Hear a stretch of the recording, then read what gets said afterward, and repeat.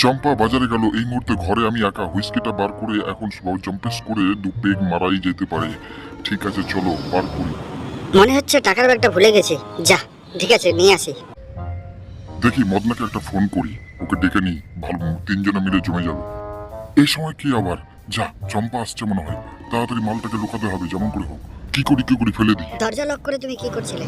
আর হাতে তোমার কি ওটা? এই রে সর্বনাশ, মাল ফেলতে গিয়ে শালা ফোন ফেলে দিয়েছি। আজকে তোমাকে তালা দিয়ে রাখবো, দেখি তুমি কি করে বাইরে যাও। চমনকে জানাতে হবে মদনার বাড়ি ফাঁকা, ওর বউ বাপের বাড়ি গেছে। চম্পেস করে আজ চুল্লু আর বিয়ার খাওয়া যাবে। মদনার বাড়িতে চল, মাল খাবো। চম্পা আমাকে দরজা বন্ধ করে রেখেছে। দাঁড়া, আমি কিছু একটা করছি। কিসের যেন আওয়াজ পেলাম মনে হলো। মালটা গেল কোথায়? জুতো রেখে দেখি তো। না, পালিয়ে গেছে। এখন দরজাটা বন্ধ করে পালাই। উল্টো চম্পাকে লক্ষ্য চলে এলাম আজকে।